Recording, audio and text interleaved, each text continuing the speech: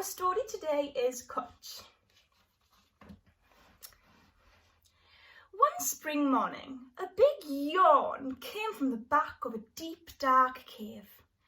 It was a young brown bear, and his name was Douglas.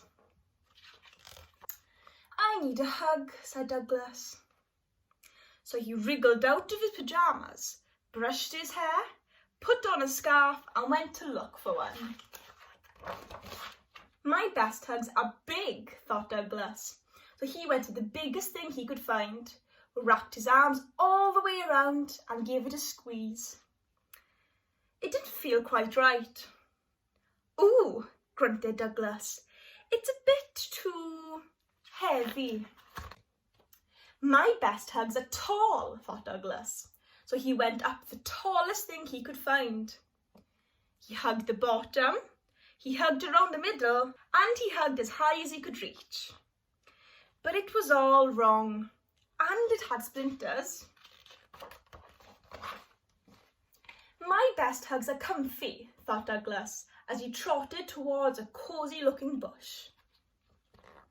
He cuddled the bush, but something felt very odd. The leaves quivered and trembled and ran away. "Give us a hug," cried Douglas. "No," bawled the sheep, "we're too busy." He scooped up armfuls anyway and tried to cuddle them gently, but they kicked and squirmed and didn't like it at all. "Poor Douglas, why can't I find a hug?" he said. "If I want a hug," said a wise owl, "I sit up in my tree and—" "Oh, let me try," whooped Douglas, and he scrambled up next to the owl. But he soon found himself in a very clumsy muddle. "Twit-a-hoo," said the owl crossly. "I only wanted a hug," sniffed Douglas. "Perhaps there's one down here." He felt something long-eared and rabbity and gave it a tug. Douglas could tell the rabbit didn't want a hug. He sniffed again and, without thinking, wiped his nose on the fluffy end. "Excuse me," shouted the rabbit. "Put me down." "But I need a hug," said Douglas, "and I can't find one anywhere." "Oh, I see," said the rabbit kindly. "Come with me."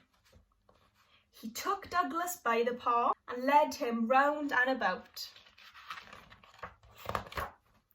At last they came to a deep, dark cave where a sleepy someone was just waking up. Douglas peeped inside.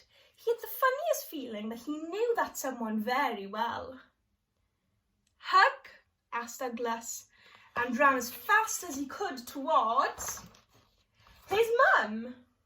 "Come to think of it, the best hugs are from someone I love," said Douglas, and he snuggled into the biggest, warmest arms he knew.